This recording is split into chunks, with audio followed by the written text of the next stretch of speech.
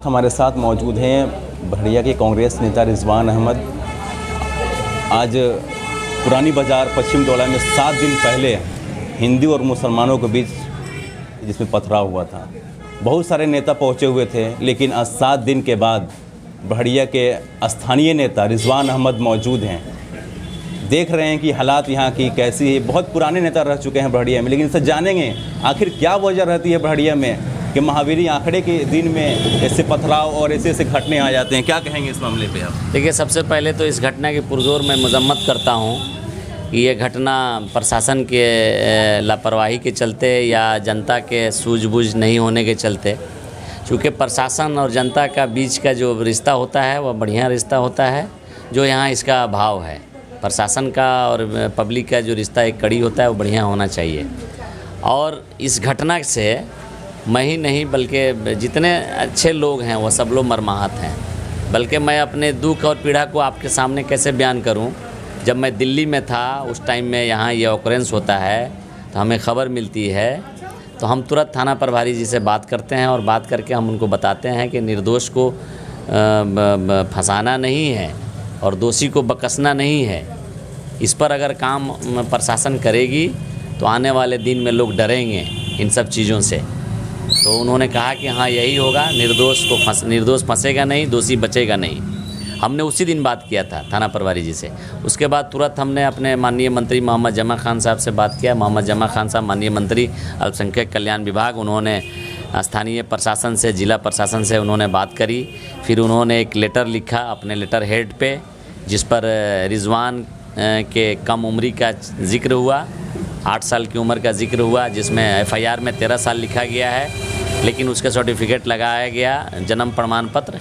उसके आधार पे एक लेटर DGP को लिखा गया, जो माननीय मंत्री जी ने लिखा, और यहाँ के SP साहब को, DM साहब को, तीनों को माननीय मंत्री जी ने चिट्ठी लिखी। और उन्होंने रिजवान के लिए उम्र का जो मामला चल रहा था 13 साल और 8 साल, उस पर उन्होंने स्पष्ट निष्पक्ष जांच करने की मांग करी। और आला अधिकारियों ने आश्वासन दिया कि रिजवान के साथ और रिजवान के साथ जो भी लोग अन्य निर्दोष हैं, वह चाहे जो भी हों, हिंदू हों, मुसलमान हों, जो भी निर्दोष हों, उनको छोड़ दिया जाएगा।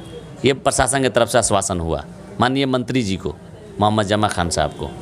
देखिए, प्रशासन से हमारी स्पष्ट मांग है कि जो व्यक्ति संलिप्त हो, जिनका प्रूफ हो कि हाँ इनकी संलिप्तता है यहाँ इस कांड में, तो उनको ही प्रशासन अपना करे। बाकी निर्दोष के साथ न्याय होना चाहिए, चाहे निर्दोष जो लोग भी हों, निर्दोष के साथ न्याय होना चाहिए। हम न्याय की मांग करते हैं और इंसाफ की मांग करते हैं। इंसाफ मिलना चाहिए, न्याय मिलना चाहिए, और न्याय इंसाफ मिलता है, देर सबेर मिलता है। ये न्याय किसी के रोकने से नहीं रुकेगा। सत्य परेशान हो सकता है, पराजित नहीं हो सकता है। तो थोड़ी परेशानी आती है, लेकिन वह टल जाता है। सत्य होता है।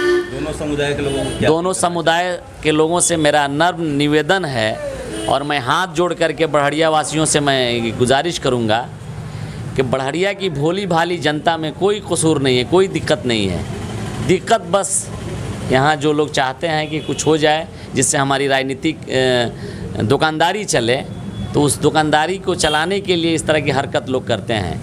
आज मैं आपसे पूछना चाहता हूँ, संजय शाह लड़का जो है, शायद इंटर का छात्र है, उसके अलावा भी बहुत कम उम्र के बच्चे गए हैं जेल, जो पढ़ रहे हैं। आप बताइए उनके दिल पर क्या गुजरता होगा, उनका लाइफ कहाँ जाएगा, जिनका FIR में नाम आ गया है। मैं उन लोगों से पूछना चाहता हूँ, उन समाज के तोड़ने वालों से, कि आपको समाज तोड़ करके क्या मिलता है? समाज को तोड़ने से आपको क्या मिलता है? बेकसूर नौजवान, बेकसूर छात्र जेल में चले जाएं और आप अपनी राजनीतिक रोटी सेंक रहे हैं कि हम यहाँ जाएंगे, हम वहाँ जाएंगे, हम यह करेंगे, हम वह करेंगे। धरती पर बात करिए, धरती की बात करिए। खुदा भगवान धरती पर जो लोग अत्याचार करता है ना, बहुत दिन तक नहीं उसका अत्याचार रह पाता है। अत्याचारी भी नहीं रहता है बहुत दिनों तक। ये आजमाया हुआ है, हम लोग देखे हुए हैं। आज 22 साल से मैं राजनीति में हूँ, मैं देखता हूँ कि जो गलत होते हैं उनका अंजाम बहुत बुरा होता है। थोड़ी देर के लिए लगता है कि सब कुछ हमारा दुनिया एक तरह से है। दुनिया एक तरह से नहीं है बंधु। दुनिया चलाने वाला मालिक बैठा हुआ है, और उस मालिक के यहाँ जस्टिस है, उसके यहाँ इंसाफ है। हमारे यहाँ और आपके यहाँ नहीं हो, लेकिन ऊपर वाले के यहाँ ज़रूर इंसाफ है। तो हमको तो बड़ा ये अजीब सा लगा। इस घटना में सबसे ज़्यादा हम उस दिन मर्माहत हुए जिस दिन आप ही के चैनल पे आप लाइव कर रहे थे या यहाँ आकर के रिजवान की माँ का स्टेटमेंट ले रहे थे। रिजवान की माँ ये बात बोल रही थी कि मैं जब थाने गई और थाने में मैं अपने बच्चे से मिली तो बच्चा मुझे देख करके रोने लगा और कहा कि अम्मी हमको घर ले चलिए, मैं घर जाना चाहता हूँ। कसम खुदा की कह रहा हूँ जावेद भाई कि मैं क्या था उस वक्त, मुझे कैसा लगा ये मैं ही समझ सकता हूँ। एक 8 साल का बच्चा अपनी माँ से थाने में बोले कि मम्मी मुझे घर ले चलिए, और वह बच्चा को पता नहीं था कि मैं जेल में जा रहा हूँ। वह सीन कैसा होगा, वह माँ कैसे बर्दाश्त करी होगी, ये एक किसी माँ से जा कर के पूछिए और किसी औलाद वाले बाप से पूछिए। मेरा भी एक बेटा है आमिर रिजवान 6 साल का है। मैं उस दिन उस रिजवान की माँ का बयान सुन करके मेरा आमिर याद आ गया, मेरा बेटा याद आ गया कि अगर ये घटना मेरे बेटे के साथ होता तो मैं कैसा अपने को पाता। तो हर व्यक्ति इस घटने को अपने घर से जोड़ ले कि मेरा भाई जेल जाता, मेरा बेटा जेल जाता तो क्या होता। ये हर व्यक्ति पर लागू होता है, चाहे वह हिंदू हो या मुसलमान हो। जो लोग भी खौलफसार करना चाहते हैं या जो लोग भी ज़हनी तौर पे खुरफाती टाइप के लोग हैं, उनको तो सोचना चाहिए कि अगर मेरा भाई जेल जाता, मेरा बेटा जेल जाता तो मुझे कैसा लगता।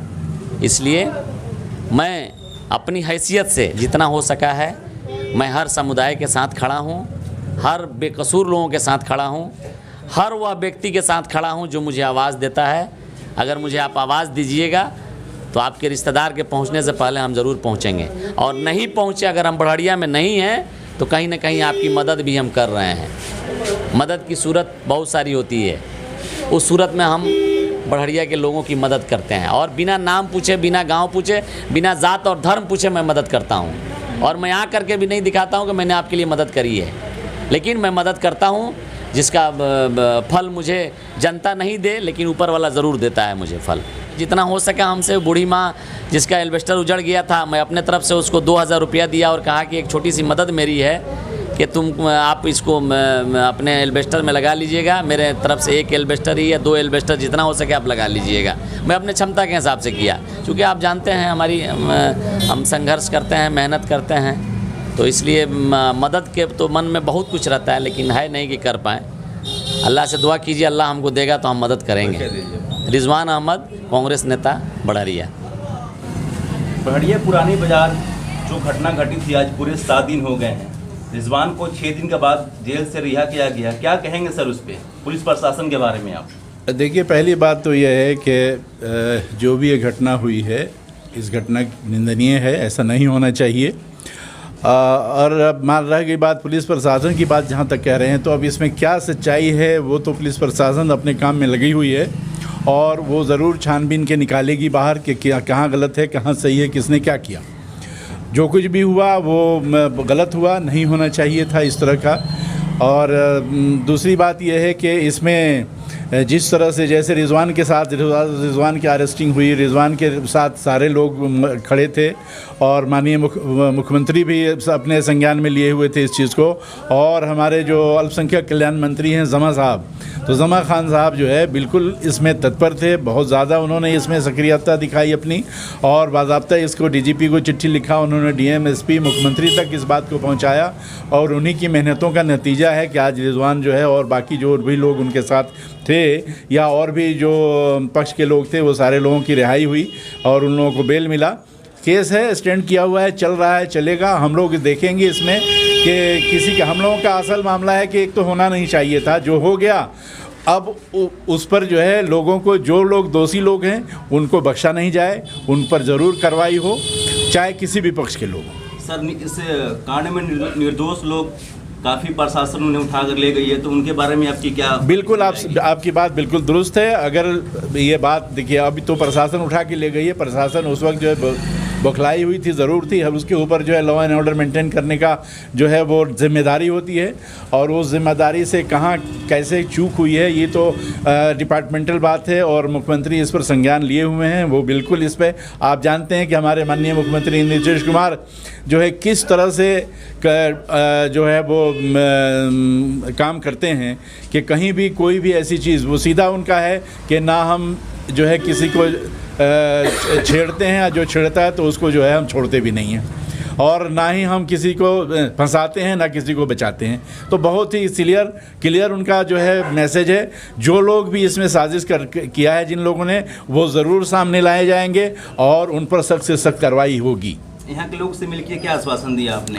हम लोगों ने कहा कि आप लोग शांति बनाए रखिए, सौहार्द बनाए रखिए, कोई कहीं यहाँ से नहीं जाएगा।